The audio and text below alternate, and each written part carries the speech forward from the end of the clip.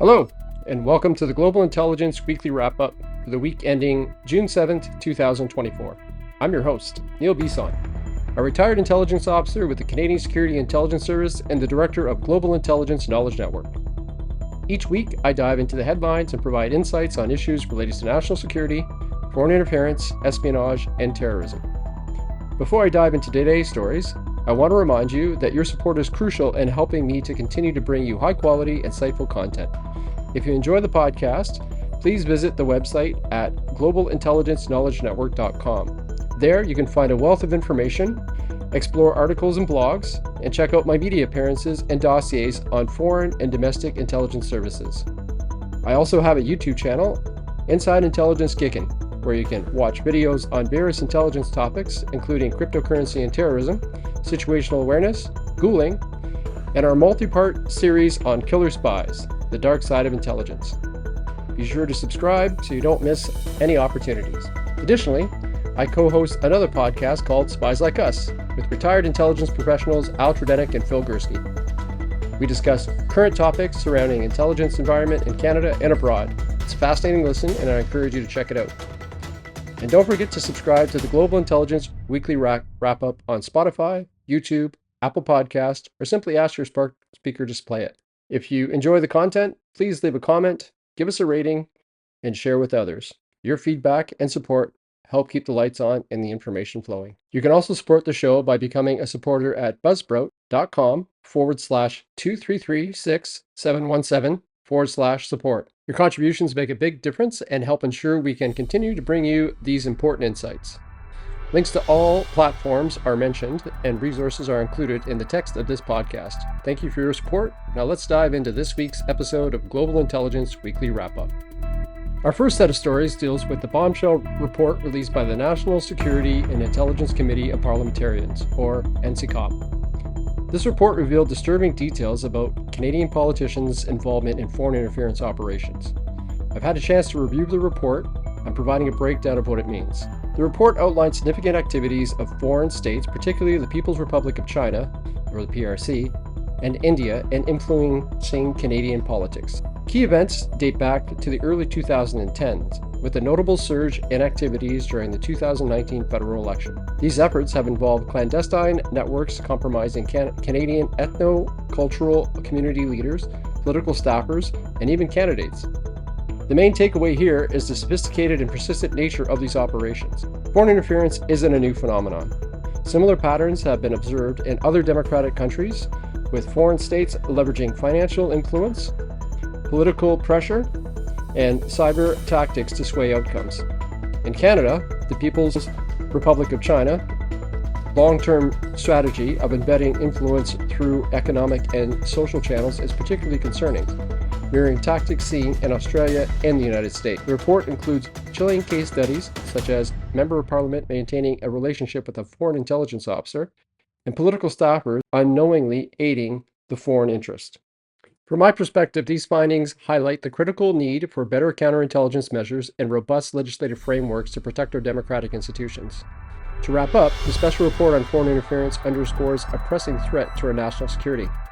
The documented activities from foreign states like the PRC and India demonstrate a clear and present danger to the integrity of our political system. Moving forward, it is crucial for Canada to enhance its intelligence capabilities, ensure rigorous oversight, and foster public awareness of these issues. In essence, Canadians need to stay informed and vigilant as we navigate these complex challenges. The report alleges that an unknown number of federal politicians are knowingly working with foreign countries, including China, India, and Iran, to undermine Canadian democracy. These politicians are accused of activities like divulging classified information, soliciting foreign support, and even accepting bribes. This is a serious breach of national security. As many of the listeners are aware, foreign interference is used by hostile and sometimes friendly states to manipulate elections, destabilize governments, and steal sensitive information. It goes without saying how crucial it is for our elected officials to uphold their oath and protect Canada's interests.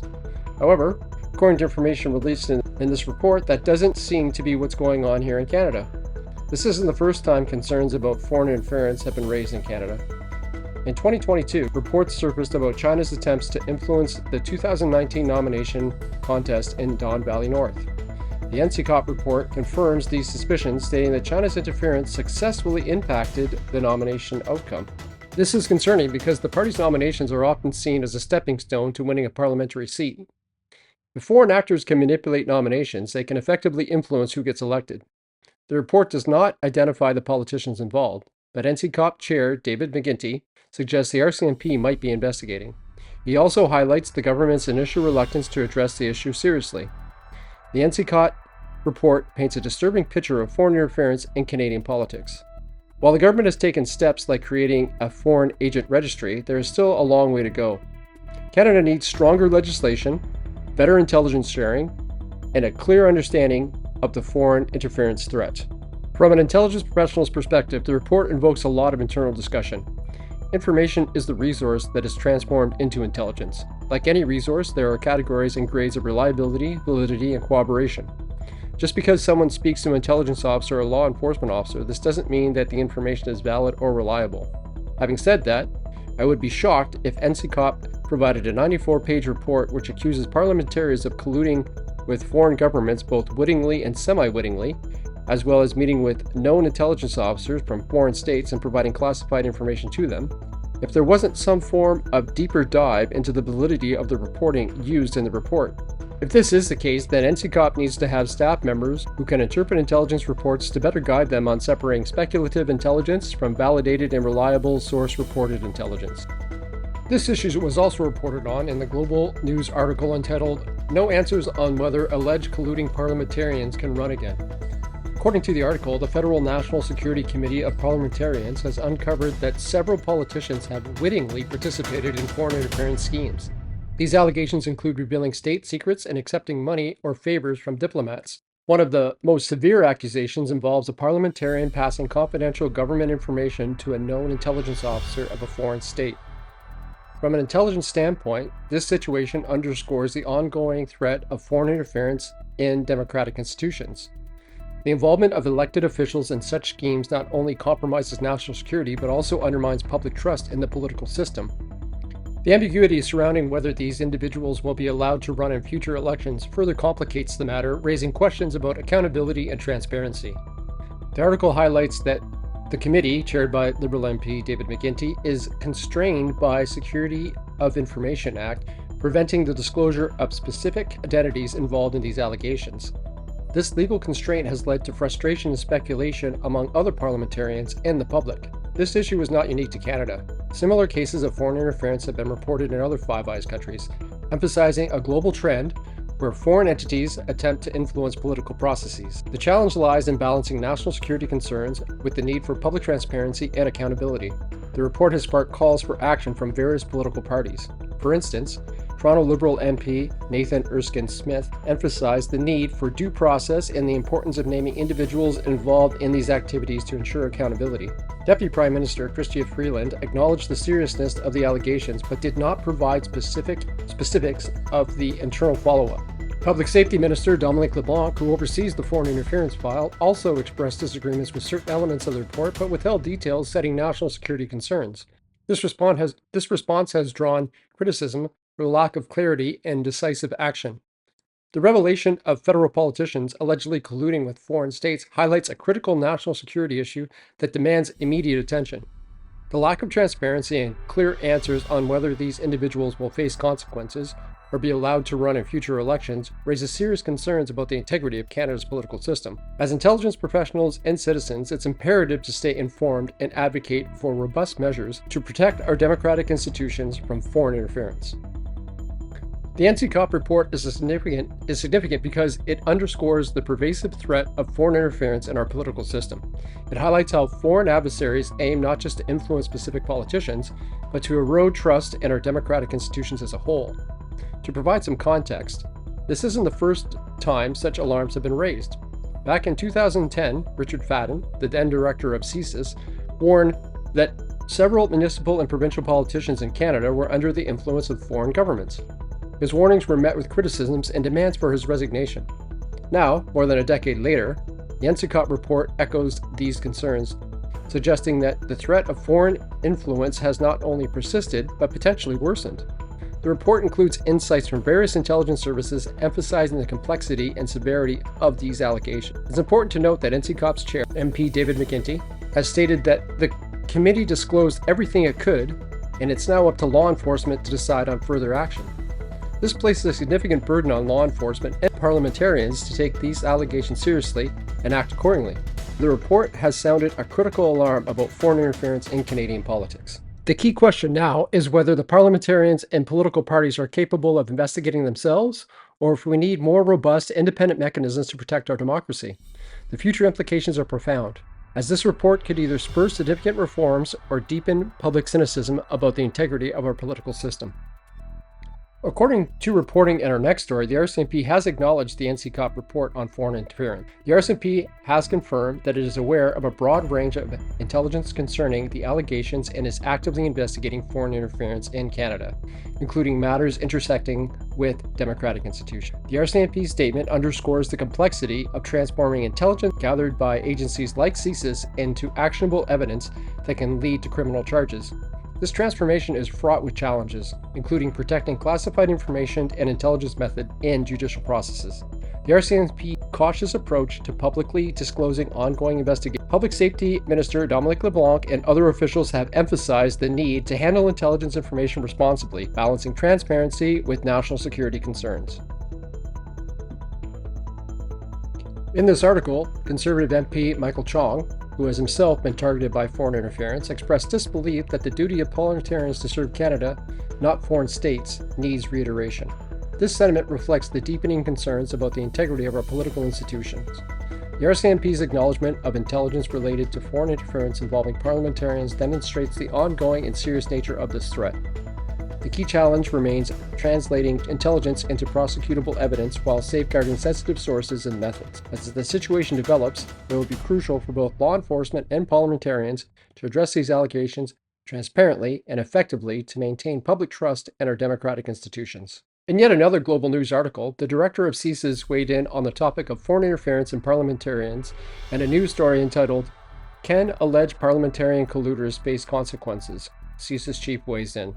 The article discusses comments by David Vigneault, the director of CSIS, to a parliamentary committee regarding potential consequences for parliamentarians accused of cooperating with foreign governments, even if they don't face criminal prosecution. Vigneault suggested the political leaders could prevent these MPs from running for the party again and expel them from caucus. Vigneault emphasized that while a judicial process might not always be feasible, party leaders have other mechanisms to ensure accountability. He highlighted the importance of political decisions in maintaining the integrity of our democratic institutions. Additionally, RCMP Deputy Commissioner Mark Flynn underscored the need to protect intelligence sources and methods, which complicates the public disclosure of such sensitive information. The issue of foreign interference will remain a significant challenge for Canada's national security framework. Only by ensuring accountability through political channels, as suggested by CSIS, may there be a practical approach when judicial measures are not possible. This underscores the broader need for robust mechanisms to protect our democracy from foreign interference. In our next article, we move from the NSICOP reporting and dive into a recent and rather intriguing story entitled "Beijing Accuses MI6 of Recruiting Chinese Couple as Spies." This week, the Chinese Ministry of State Security, or the MSS, made headlines by accusing MI6, the British intelligence service, of recruiting a Chinese couple as spies. According to the MSS, this major espionage case involves a husband and a wife working in key units of the Chinese state agency. The husband, identified only by his surname, Wang, was allegedly recruited during an exchange program in the UK back in 2015. The MSS claims that MI6, or the British Secret Intelligence Service, utilized various tactics including dinners, tours, and psychological profiling to exploit Wang's weaknesses, particularly his desire for money.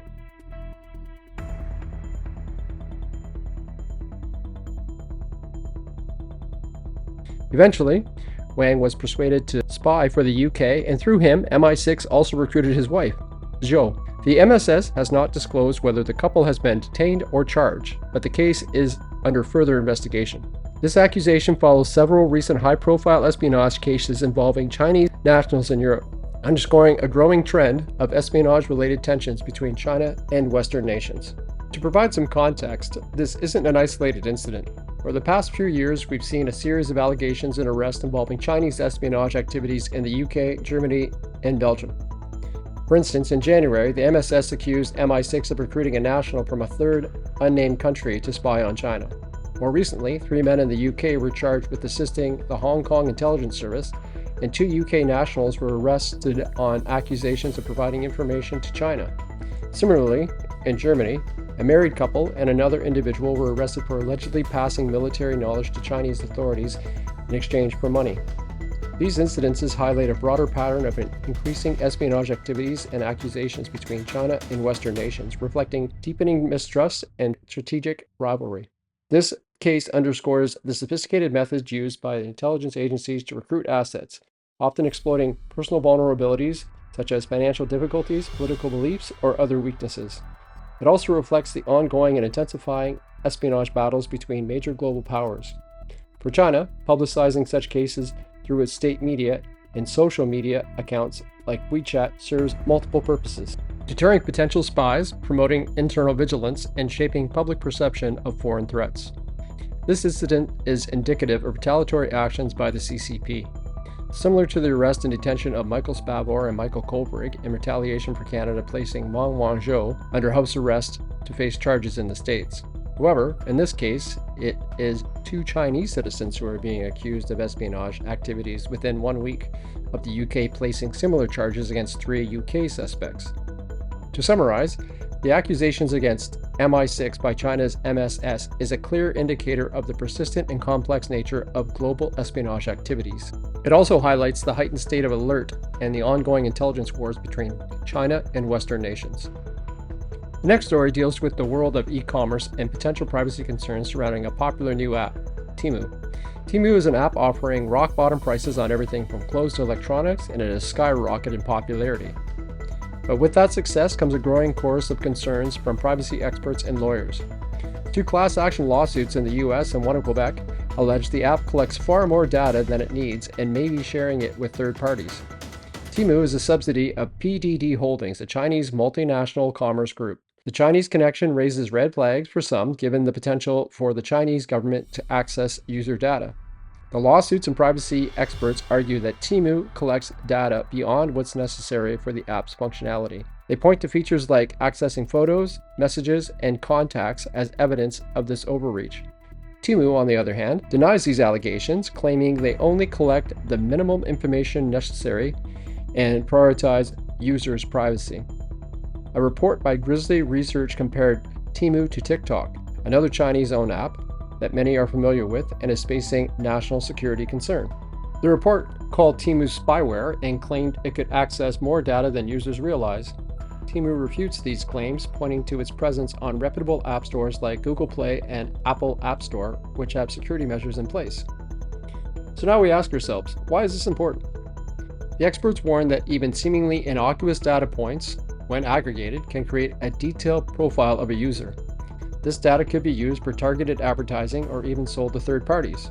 Furthermore, with the Chinese parent company, there is always a concern that user data could be accessed by the Chinese government, as every Chinese-based company is beholden to the Chinese government for any information they ask for. Temu argues that their low prices are a result of an efficient supply chain, not data collection. They also claim they've never shared user data with the Chinese government and wouldn't do so if asked. Canada's privacy laws, which are considered outdated, make it difficult for users to control their data. There is proposed legislation, the Consumer Privacy Protection Act, which aims to give users more control over their information. This leaves us with the conundrum that Temu offers tempting deals, but at what cost? While the lawsuits haven't been certified, the concerns about data collection are serious. Much like the recent concerns raised by the current director of CSIS, Dave Vigneault, concerning the media platform TikTok, another Chinese-based company which is believed to be collecting user data and providing it to the Chinese government. Temu is doing the same in the online retail space. So, a word of caution, if you're considering using Temu, be aware of the potential privacy risks and consider alternate shopping platforms. We shift our attention to the world of finance in this story that raises serious questions about a major bank and its potential involvement with terrorist financing. New court documents allege that Standard Chartered Bank, a prominent British institution, facilitated billions of dollars in transactions for groups designated as terrorists by the U.S. government. These transactions allegedly occurred between 2008 and 2013, violating U.S. sanctions against Iran and others. Standard Chartered previously admitted to breaching sanctions against Iran, but has never admitted to conducting transactions for terrorist organizations. The bank maintains its innocence in this last accusation. The accusation stems from whistleblowers who provided confidential bank spreadsheets to the U.S. authorities in 2012. Independent analysis of these spreadsheets reveals transactions hidden within the data, potentially masking involvement with sanctioned entities and terrorist financiers. This includes processing transactions for a company known to supply explosives used by the Taliban. In 2012, the British government, under then Prime Minister David Cameron, intervened on Standard Chartered's behalf to avoid prosecution by the U.S. Department of Justice. This happened despite ongoing concerns about the bank's activities. The whistleblowers claimed the U.S. government misrepresented the evidence in order to dismiss their case and protect the bank. Standard Chartered denies these claims and maintains the transactions were legitimate. U.S. authorities have declined to comment. Why is this important? Banks play a crucial role in preventing money laundering and terrorist financing. These allegations, if true, suggest a significant breach of that responsibility. It also raises questions about the effectiveness of oversight and potential government influence in such cases. The court case regarding the whistleblower's claim is ongoing. Standard Chartered maintains it's innocent. Regardless of the outcome, these accusations highlight the importance of robust financial regulations and independent oversight to ensure banks operate within the law and don't become vehicles for financing terrorism. In a story out of Dubai, there's a troubling case of Matt Crosier, a highly decorated former British Marine who was detained in Dubai for the past 7 months on espionage charges. This critical issue has been covered in a recent article entitled "Dubai Holds Former British Marine on Spying Charges" by Middle East Eye. According to the article, Michael Crosier, who is now a security consultant, was arrested in November last year and accused of intentionally and illegally accessing telecommunications networks. The charges have led to severe consequences, including the confiscation of his phone, passport, and internet banking access, leaving him stranded in Dubai without any means to return home. From an intelligence perspective, this situation highlights the precarious position that former military personnel can find themselves in when working in regions with stringent and sometimes arbitrary legal systems. The accusations against Crosier appear to be part of a broader pattern of detentions of Western nationals in the UAE, often under dubious circumstances. This case underscores the risks involving the intelligence and security professionals operating or transiting through such environments. This isn't an isolated incident. The article details a history of similar cases where British nationals have been detained in the UAE under questionable charges. Notably, the case of Matthew Hedges, a British academic who was detained and tortured in Dubai on espionage charges in 2018. Hedges' experience, including his torture and prolonged solitary confinement, points to severe human rights abuses within the Emirati legal system. These detentions often occur amidst broader geopolitical tensions. The strained relation between the UK and the UAE, exacerbated by disagreements over the investments in media ownership, may play a role in the treatment of British nationals in the Emiratis. Such tensions can create an environment where foreign nationals become pawns in larger political gains. This lack of support can leave detainees vulnerable to prolonged and unjust detentions. In summary, Matt Crosier's detention in Dubai is a clear example of the complex and often dangerous landscape that intelligence and security professionals navigate. This case underscores the need for stronger consular support and more robust measures to protect nationals abroad. The broader geopolitical context and the history of similar detentions highlight systemic issues that need urgent attention. As we look to the future, it's crucial for intelligence professionals and governments alike to stay informed and prepared for the challenges posed by such environments. Enhanced international cooperation with stronger diplomatic interventions may help mitigate these risks. Well, that should do it for this week. Thank you for tuning in to this week's episode of Global Intelligence Weekly Wrap-Up. I'm Neil Bisson, your host and guide through the intricate world of global intelligence. As we wrap up another week filled with headlines and insights, I want to extend my gratitude to all of the listeners. Your support is what drives me to continue to deliver high-quality content every week. Whether you're a long-time listener or just discovered us for the first time, your engagement with our podcast is invaluable. Remember, the journey doesn't end here. Dive deeper into the world of intelligence by visiting our website at globalintelligence.news. knowledgenetwork.com, where you'll find a treasure trove of articles, blogs, and exclusive content. Subscribe to our YouTube channel, including Inside Intelligence GIKN, and explore a myriad of intelligence topics through our engaging videos. And if you crave even more intelligence discussions, don't forget to check out our another podcast that I co-host, Spies Like Us, where we delve into the nuances of the Canadian intelligence landscape and beyond. Your support fuels my mission to keep you informed and empowered in an ever-evolving world. So whether you're listening on Spotify, YouTube, Apple Podcast, or through your smart speaker, don't hesitate to show your support and leave a comment, giving us a rating, and sharing our podcast with your network. For those of you who wish to take the support to the next level, consider becoming a supporter at buzzsprout.com/2336717/support. Every contribution, big or small, makes a significant impact and helps me to sustain my efforts. Until next week, stay curious, stay informed, and stay safe.